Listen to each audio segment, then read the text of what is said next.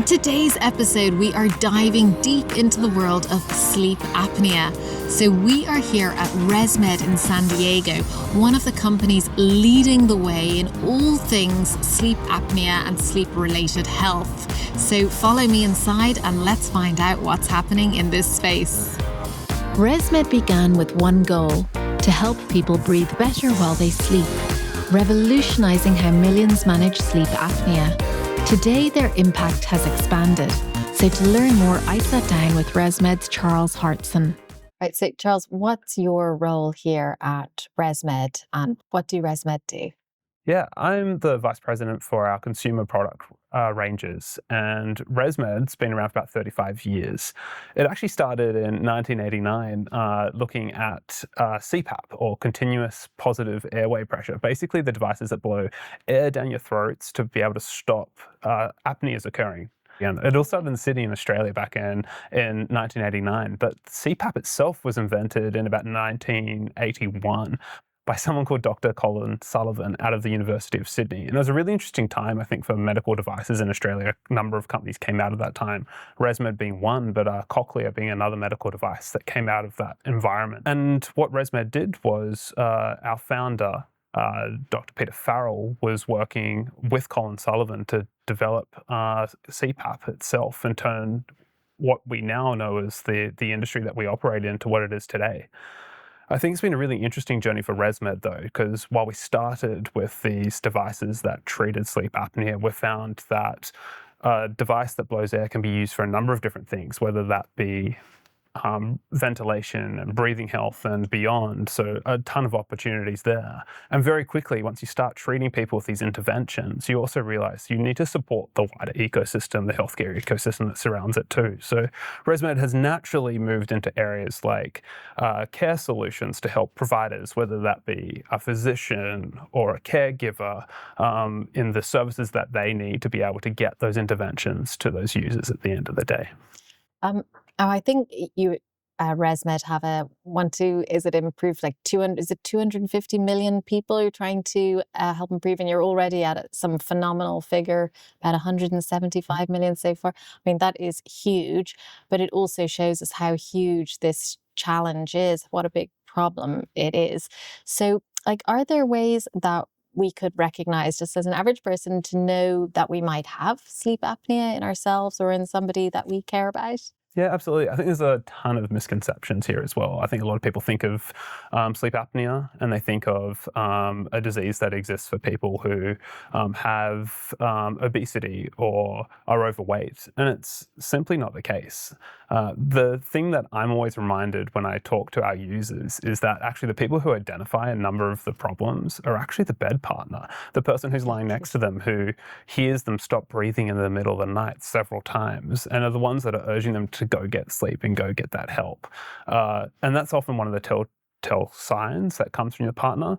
But I think the other thing that people realize is that they feel tired during the day, that they fall asleep on the couch, that they struggle to drive. And it's not something that necessarily happens overnight. It's something that builds up over days, weeks, years, to a point where people don't realize that it's not normal to feel like that too. So that daytime tiredness is a huge symptom that we see in a lot of our users as well. Okay, so daytime tiredness, because I imagine if you're sleeping beside somebody and you hear them stop breathing, that is quite terrifying. So yeah, thank you for those tips.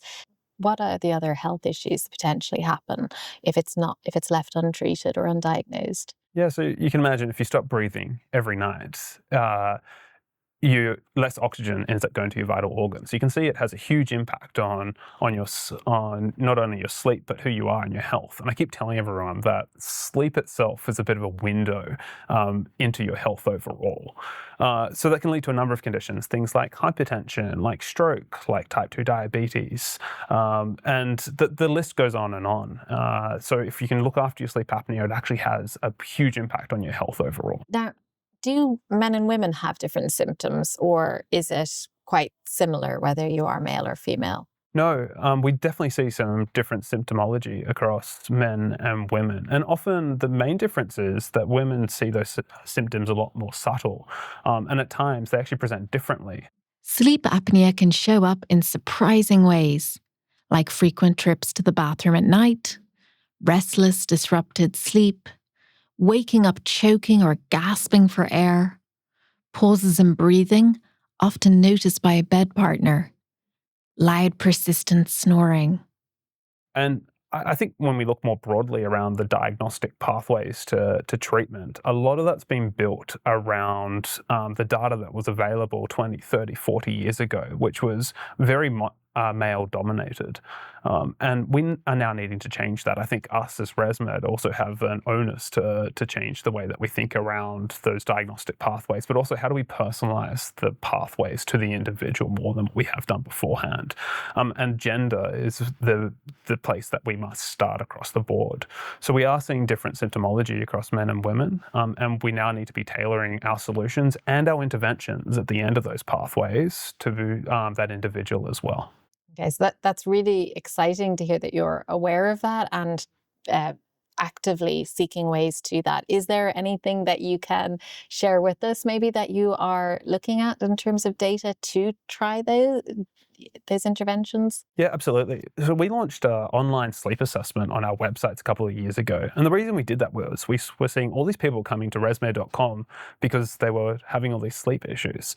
And as we do so, we actually see a lot more women engage in that pathway than men. And our aha moment has been we need to create tailored pathways to the individual. So we've launched a virtual sleep clinic online in a couple of markets called Rivi, which is tailored towards women and helping them go through that journey themselves, personalize that experiments to their needs with the data that we have at hand.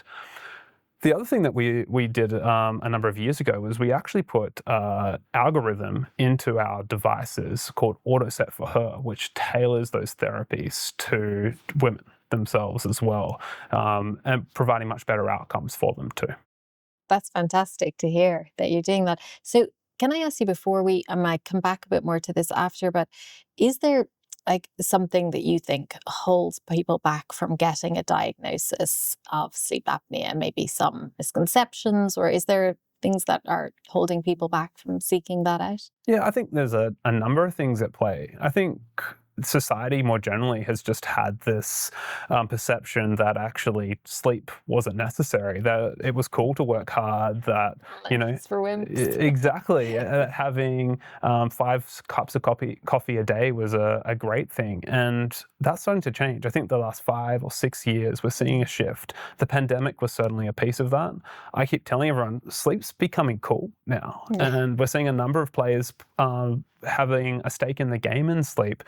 We saw most recently Apple came out with sleep apnea detection on their latest watches, and Samsung had the same announcement a couple of months before that too. Big tech's in the game, and I think before we know it, this issue and the biggest risk that I think has always been at place is a lack of awareness. That lack of awareness has been the biggest risk to people not getting treated. That's going to change. It's going to change really quickly, and we need to make sure we've got those pathways and we've got the right solutions to tailor to each of those individuals' needs. I think the other thing is that sleep's complex too. And while someone might present with needing a treatment for sleep apnea, they might actually have other sleep conditions too. And I was talking to someone very recently who not only had obstructive sleep apnea, when they started treating it, they also had restless leg syndrome, and they also had insomnia. So what do you treat first? How do you actually help these users through diseases which are becoming more and more complex? And I think the final thing is there is still a perception that some of the treatments at the end of these pathways aren't very human, that they're not humanizing, that they can be a lot better for the individual, that they're very medical. And that is beginning to change. We're not seeing the old sleep apnea machines of 15 years ago that are really noisy and masks that cover your entire face that don't fit into your bedroom. We're starting to see shifts in those. So that perception of treatment and the perception of actually treating yourself is changing. I guess the final comment I'll make on this is I think, sometimes treating yourself wasn't perceived to be the right thing to do as well. That, you'd rather live with the stigma of the disease as opposed to supporting yourself and getting the best possible outcome for you and your well-being. And again, I think that's starting to change because well-being's becoming much higher up on the agenda. Yeah, I mean, I think that is so encouraging for us, all of us, that sleep is becoming, as you said, like more cool, more accepted, you know, to have a good night's sleep, that side of things. So is Resmed involved in sort of then other areas of that kind of journey outside of the sort of OSA sleep apnea? Yeah, absolutely. Resmed actually owns a insomnia company as well. So it's a digital cognitive behavioral therapy for insomnia. It's a digital solution that we use to treat insomnia itself. As we know that there are more than 800 million people out there with insomnia in one form or another. As we've set up these pathways, we realize that only a small percentage of people actually need to be treated with CPAP, that we need to provide other solutions for them. They're looking for help and they don't know where to turn. So we have an onus and responsibility to either provide them the solutions ourselves or to connect them with the best provider to give those to them. So Resmed's playing much more in the space outside of just the core OSA space today. Okay, that's very exciting. So in terms of the products, something that I loved is on the mission is about making products that you will love. And I think that if I speak personally, I know that if I love a product, I'm far more likely to use it. And obviously to have the benefits of something, you need to use it. So maybe we could you could show us some of these products and we could chat a bit about that. Yeah, absolutely. And yeah, making healthcare technologies that people love. Love is a big word, particularly for the healthcare space. And I think it's a big step forward for Resmed to actually make that call as well. It sends a really clear message to our teams as these are the outcomes that you're going to get. And I think as the healthcare industry, we've been really guilty of designing solutions that satisfy and that don't delight. And if we're going to ask people to invite us into their bedroom every night for 8 hours, a third of their life, we should be giving them something that they love. So I'm really excited to see where this goes. We've got a couple of products to show you and might get you to try on if you're comfortable as well. This is our AirTouch N30i. It's a product that we actually just launched last week itself. Okay, fantastic. And you'll notice one of the things with this is when people think of sleep apnea, they think of a bit of an elephant trunk that are very, silicon and medical looking. This mask looks and feels really different. And the way we've done this is we've challenged our teams with creating the most comfortable mask possible. They've integrated textile, which integrates much more into the bedroom, far more than what silicon does. Not only as a wrap around the solution itself, but also built into the product. What it's forced the team to do is actually go out and develop new textiles, to work closely with our manufacturing partners to develop new ways to manufacture them too. So there's world-first technology all throughout this product. All right, that's exciting. So, because I have never put on a sleep mask before, sorry, CPAP. So it's like this. You're right. Okay, so without knowing anything, I'm getting this. And lift that up and put it under your nose, and then pull the part on top. Up higher? Yep. Yeah.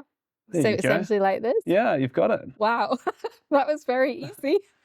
They've changed a lot from the tens of straps and silicon base that we had That years feels ago to really something that's nice much more as well. comfortable. Because I think after these years of COVID, the idea of masks on your face and everything, you feel like, I don't want them, but this just feels actually really comfortable. Yeah, that trend through COVID's been a really interesting thing for us, I would say. I think this concept of people putting things on their face wasn't a thing before COVID, but I would challenge that COVID actually made masks cool too.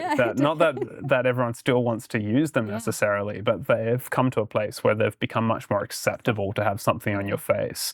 And if we can provide better outcomes, if we can help people not only treat their sleep disorders, but augment their sleep, we can provide people better outcomes to not only, be able to perform in the day, but actually to excel in the day. So does this then something attached to this, or? Yeah, so just like literally what? A hose attached and it connects to our devices themselves. So this is where the air gets blown from themselves. This is our AirSense 11, our latest device itself. And much smaller than what the initial devices look like, these large blowers. Yeah. They're actually much quieter too. This is our quietest device that we've put out. You'd barely notice it on your bedside table. Because noise is a big thing, isn't it, in the bedroom? Where if you're basically if something's really loud, maybe that's not. Yeah, you're exactly right. It's so funny. When I started at Resmed, noise was one of the biggest things that we were chasing as a business because it was keeping people up.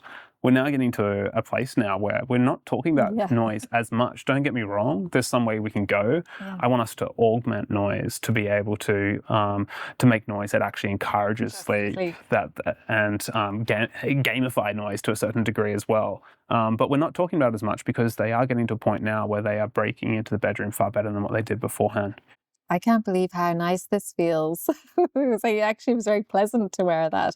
Maybe you'll have people who want to just wear them. It was so funny. We had an investor day a couple of weeks ago in New York to mark our 35 years as a company. Yeah. And I've never seen so many people pick up a mask before. They're normally like, why would I want to touch that? But something about this mask just drew people to kind of pick it up and touch it. And it's because more familiar materials that blend much more into the environment.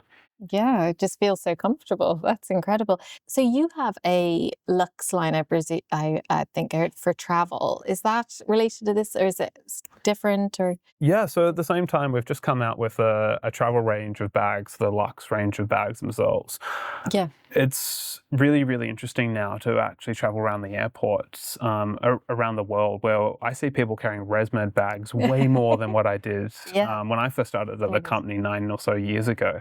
And that's because of us increasingly getting more and more penetrated into the total population that has OSA.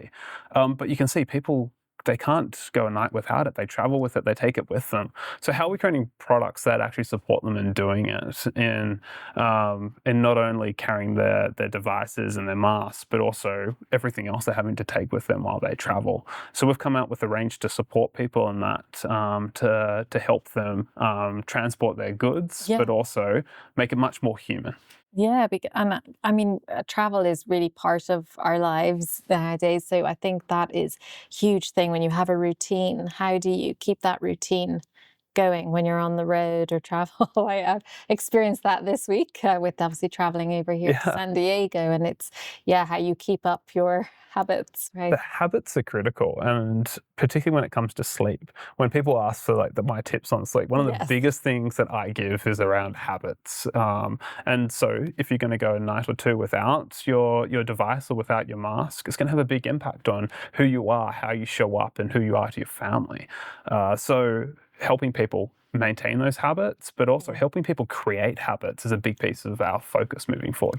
Because one of the things I've wondered myself is that what I found with some technology is that until I measure something, I didn't actually really know that I wasn't, say, at the right point. So how do you kind of first know how you should feel? Do you mean what does a good night's sleep feel like? Do you have any tip on that? Like how you would kind of know your starting point? Is there Well, a big part of what we do, and this is the complexity with sleep, is we need to help people actually understand where they're at. They don't reflect on that. They don't understand. And everyone is different. So helping people reflect on where they're at in their sleep journey, what good actually feels like, and how they take those basic steps towards that point of great is something that we're increasingly doing.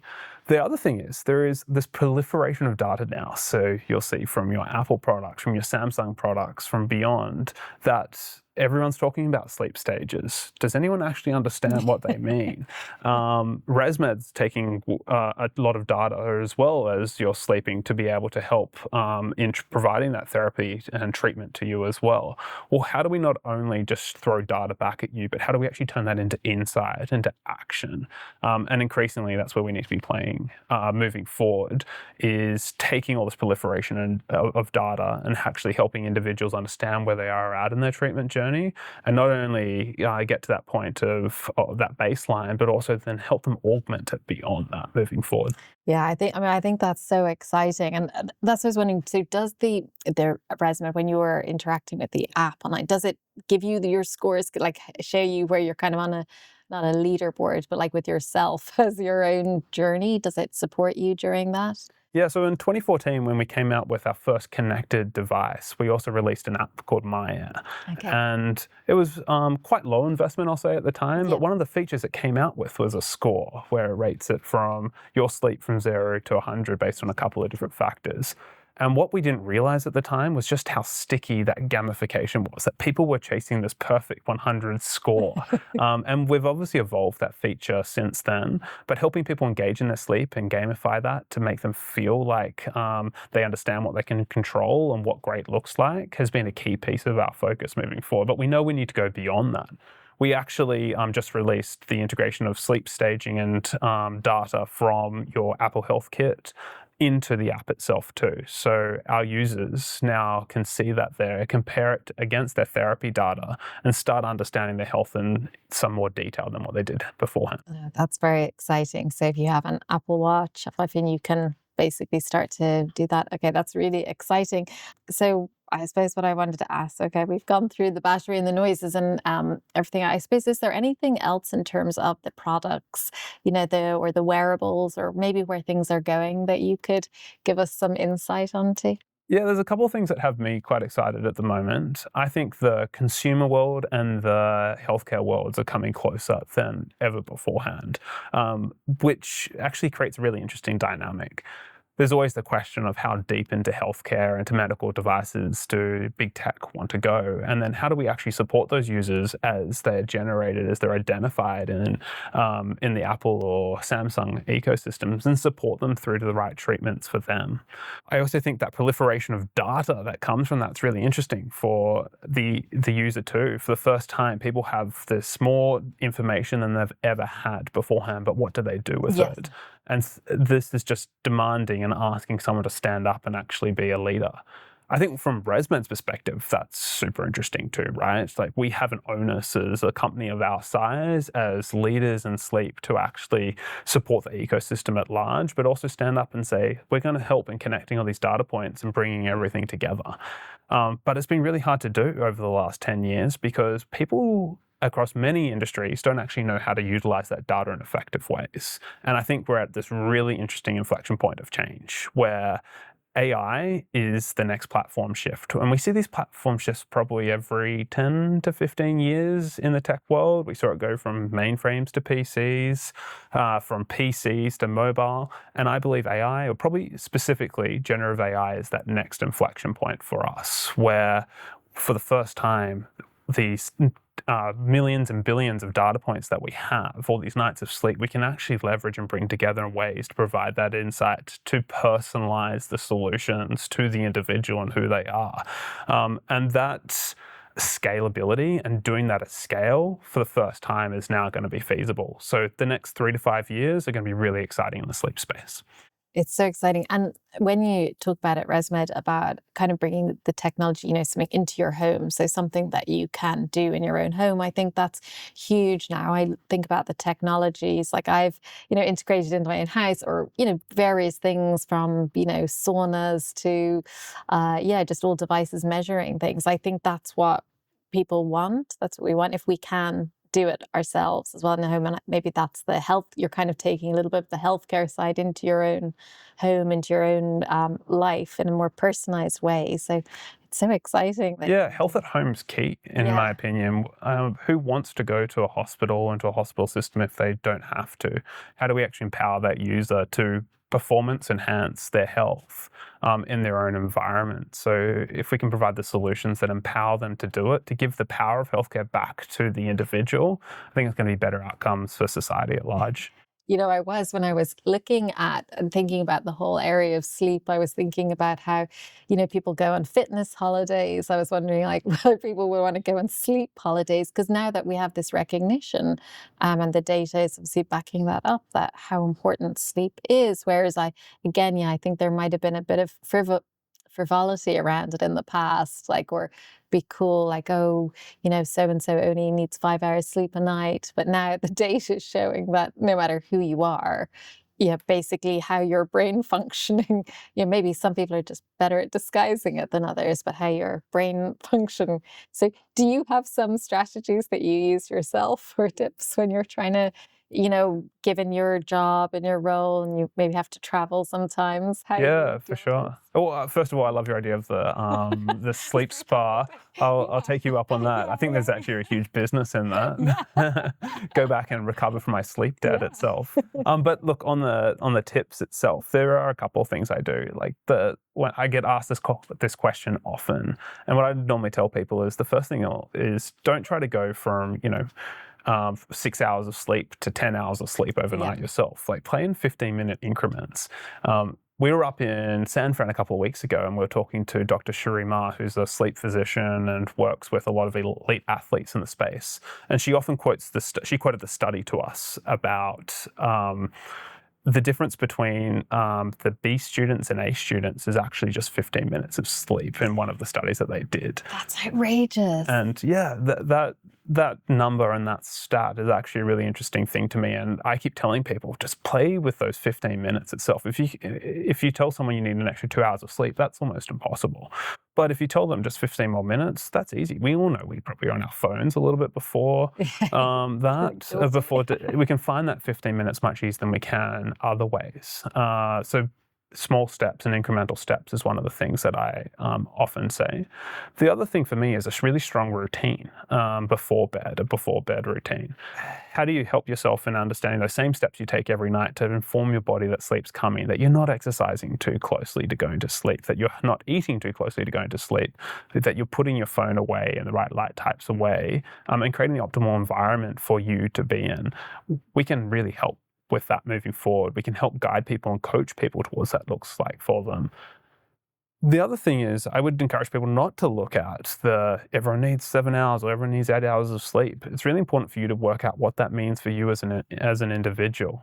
Routine matters there, but understanding who you are and what works best for you is one of the most critical things. And that may be different to what works well for your bed partner or for your friends who you talk to frequently about these kind of things. What I find, so we're talking about the data and all, we're learning obviously so much ourselves, but that sort of old thing about, say with a doctor, sometimes they're worse off because they understand what's happening. So as the individual, sometimes when you're just learning a lot of the data and maybe you you don't know enough in one sense, but you could be like, okay, well, Charles said I should get 7 to 8 hours sleep a night, but I'm only getting 6 hours. And now I'm stressed that I'm only getting 6 hours so it's also how we manage that kind of thing that if we feel like we should get this and now that becomes so. And what you're saying about the idea with just say if it's 15 minutes, that's achievable.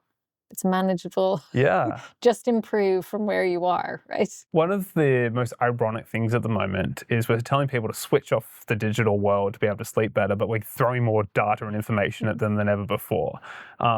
It's really ironic, and it's something we need to find the right balance of helping people detach while also giving them the right knowledge and power to be able to enhance themselves too. And I think this is going to be the big challenge over the next 5 years for all you people in understanding how do they actually find that right balance of digital connection versus the individual needs just to connect back better with their body. Yeah, and taking advantage of all the good things and trying not to, inadvertently do the opposite. I'll also say just on that, I think a little bit more widely is I think a lot of the science itself really hasn't changed much in the last 50 or 60 years. There is a great sleep physician up in Stanford, Dr. Dement, who passed a couple of years ago, who was, I would say, one of the founding fathers of sleep medicine himself, and has had probably one of the biggest influences on sleep, more than any of us would actually know. But he came up with sleep stages about 50 or 60 years ago, and really, they haven't evolved too much. So I do think we're going to see a lot of change over the next, 5 or 6 years to be able to shift this from just insight for people to be able to actually turn it into action and tailored interventions. That's really exciting. And obviously you're at the forefront of this. So you were going to say a little bit more about travel there? Yeah, I think travel is one of the hardest things. I often get asked these questions while I've just traveled across the world from Australia to the US or to a completely different time zone. And I'm like, I'm not sure I'm in the best state as myself to answer this question at this point in time.